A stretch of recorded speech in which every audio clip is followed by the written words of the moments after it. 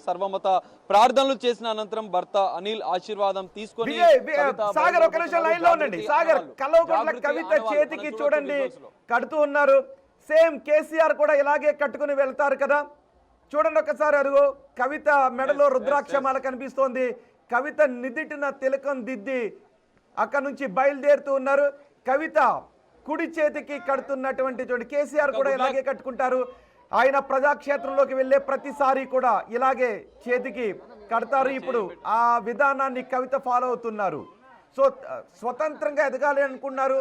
నిజానికి తండ్రి పెట్టిన పార్టీ నుంచి బయటకు వచ్చి ఆమె ఒక శక్తిగా ఎదగాలి అని అనుకుంటూ ఉన్నారు. కేవలం ఒకరి నీడలో మాత్రమే ఉండకుండా ఎదగాలి అనుకున్న కవిత తండ్రిపై ఉన్న ప్రేమను అంటే కొంతమంది ఫాలో అవుతుంటారు. కదుగో ఆ కార్యాలయం నుంచి బయటకు వస్తున్న దృశ్యాలు మీరు చూస్తూ ఉన్నారు. భారీగా శ్రేణులు అక్కడికి చేరుకున్నాయి. భారీగా జాగృతి శ్రేణులు. మరోవైపు సభా ప్రాంగణం దగ్గర ఏర్పాటు చేసిన బ్యానర్స్ కూడా మీరు చూస్తున్నారు. కవిత నివాసం దగ్గర నుంచి అభివాదం చేసుకుంటూ ఆమె బయటకు వస్తున్నటువంటి దృశ్యాలు. మరికొద్ది సేపట్లో కవిత నోటి వెంట వచ్చే ఆ కొత్త పార్టీ ప్రకటన ఎలా ఉండబోతుంది అన్నది రెండు తెలుగు రాష్ట్రాల ప్రజలు ఆసక్తికరంగా ఎదురు చూస్తున్నటువంటి సందర్భం ఇది. తెలంగాణ గడ్డపై ఒక ఉద్యమ నాయకురాలి చేత పురుడు పోసుకోబోతున్న పార్టీ ఎలా ఉండబోతోంది, ఆ పార్టీ ఏ పదాలతో కలిసి ఉంటుంది, పార్టీలో ఏమేమి కలిసి ఉంటాయి, పార్టీ గుర్తు ఏ విధంగా ఉండబోతుందని ఉత్కంఠ కనిపిస్తుంది. మా ప్రతినిధి సాగర్ అక్కడ ఉన్నారు. ఒకసారి కవితో మాట్లాడించే ప్రయత్నం చేస్తున్నారు. బిగ్ టీవీ లోగోను కవిత ముందుంచి మైక్ ముందుంచి సాగర్ అన్న ముందు అన్న ముందు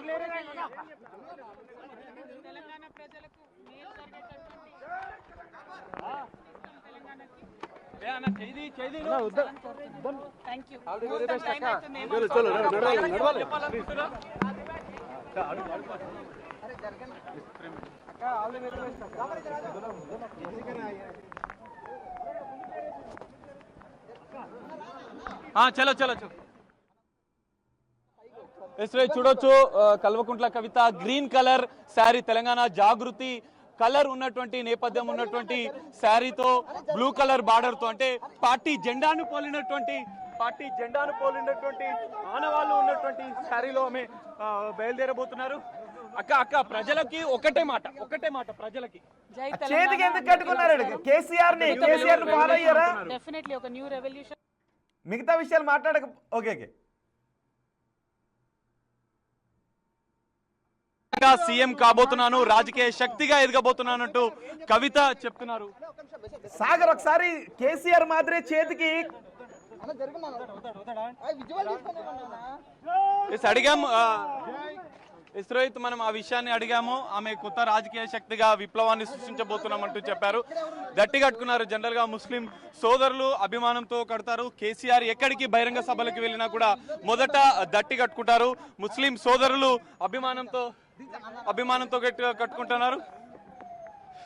సో కవితని మనం చూడొచ్చు. ప్రజలకు అభిమానులకు అభివాదం చేస్తూ కవిత వెళ్తున్నటువంటి దృశ్యాలు మనం చూడొచ్చు. ఆమె భర్త ఆశీర్వాదం తీసుకున్న అనంతరం కూడా బయలుదేరింది. తెలంగాణ రాజకీయాల్లో ఒక పెను సంచలనం పార్టీగా సృష్టించబోతున్నామంటూ కూడా ఆమె కవిత చెప్తున్నటువంటి పరిస్థితి మనం చూడొచ్చు. భారీ వాహనాల ర్యాలీ మధ్య కవిత వెళ్ళబోతున్నారు. మనం చూడొచ్చు. కొన్ని విషయాలపైన ఆమె మాట్లాడుతున్నారు. ఇప్పటికే మహిళ ఉండే అవకాశం ఉందా? మనం చూడొచ్చు. కల్వకుంట్ల కవిత తన రాజకీయ పార్టీ జెండాను కూడా 3 రంగుల్లో బ్లూ, గ్రీన్, ఎల్లో. బ్లూ అంటే బడుగు బలైన వర్గాలకు ప్రతీకగా, ఇటు మరోవైపు గ్రీన్ అంటే పాడి పరిశ్రమలకు, మరోవైపు రైతులకు సంబంధించినటువంటి అంశం జాగృతి నేపథ్యం ఉన్నటువంటి colour green colour, yellow colour శుభానికి సూచిగా ఉండే కలర్. ఆ పార్టీ జెండాకు సంబంధించినటువంటి కలర్లను పోలిన శారీతో ఆమె పార్టీని ప్రకటించబోతున్నారు. ఈ నేపథ్యంలోనే మనం చూడొచ్చు కల్వకుంట్ల కవిత రాజకీయ పార్టీ పేరు ఏది అనేది కూడా కొంత ఆసక్తిగా ఉంది. మొదట 3 పేర్లు వినిపించాయి. తెలంగాణ జాగృతి వికాస సమితి, తెలంగాణ ప్రజా జాగృతి పార్టీ అంటూ కూడా 2-3 పేర్లు తెర మీదకి వచ్చాయి. సో మరికొద్ది క్షణాల్లోనే పార్టీ పేరుతో పాటుగా పార్టీ జెండా 60 కీలక అంశాలపై గంటన్నర పాటు సుదీర్ఘంగా కవిత ప్రసంగించబోతున్నారు, కీలక అంశాలపైన ప్రకటించబోతున్నారు. సో ఈ నేపథ్యంలో మనం చూడొచ్చు ఒక హడావిడి వాతావరణం, 100 వాహనాల ర్యాలీతో గన్ పార్క్కి కవిత బయలుదేరినటువంటి పరిస్థితి. కేసీఆర్ గతంలో పార్టీ పెట్టిన సందర్భంగా కావచ్చు, ప్రజలతో మమేకమైన అనంతరం కూడా బహిరంగ సభలకు ఎలా వెళ్తారు అనేది చూసాం మనం. సేమ్ అదే ఆనవాళ్ళు మనకు కవిత వెళ్తున్నటువంటి పరిస్థితుల్లో కూడా కనిపిస్తున్నాయి. సర్వమత ప్రార్థనలు.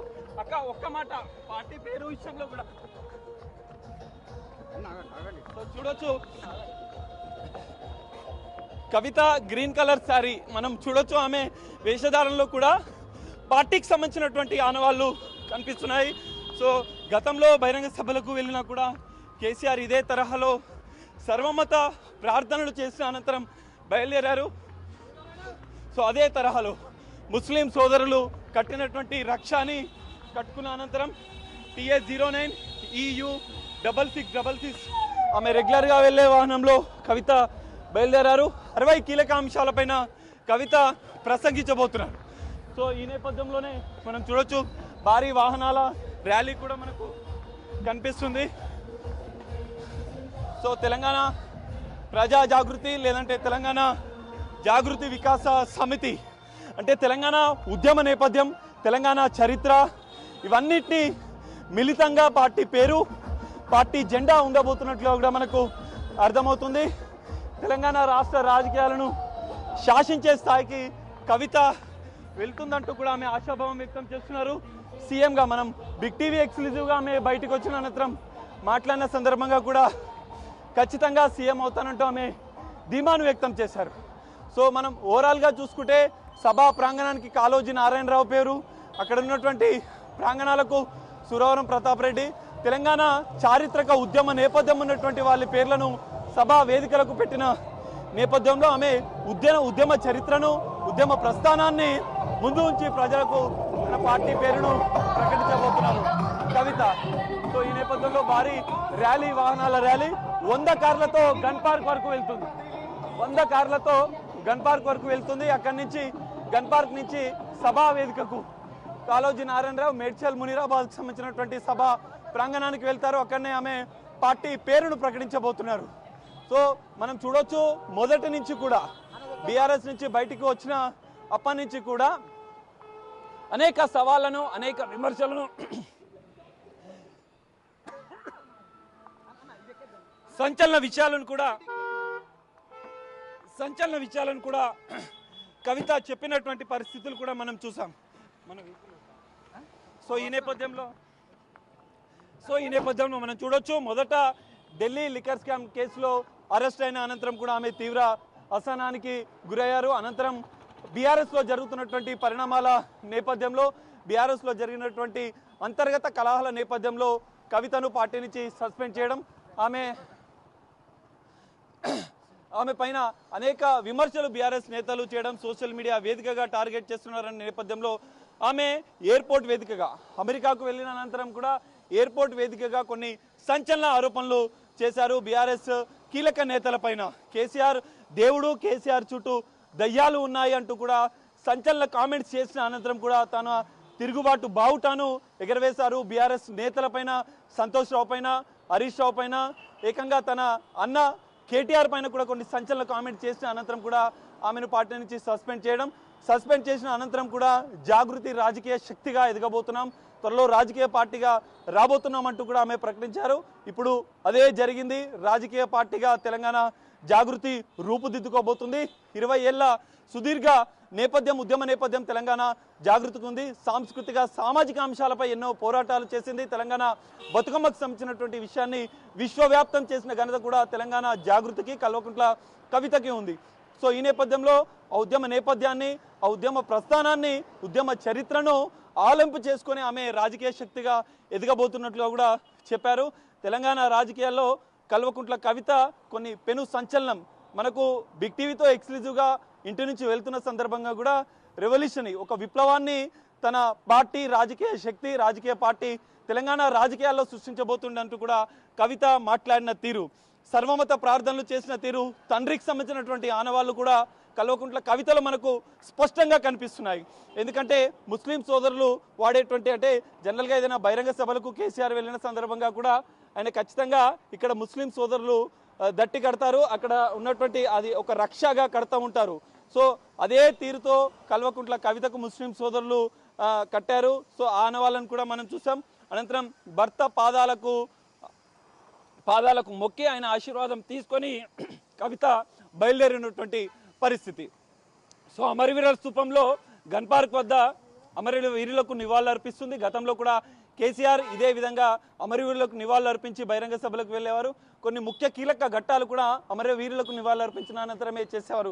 అదే తరహాలో కవిత గన్ పార్క్ లోని అమరవీరుల స్థూపానికి వెళ్ళి అక్కడ నివాళులు అర్పిస్తుంది. కవిత కాన్వాయ్ని మీరు ఫాలో చేయండి.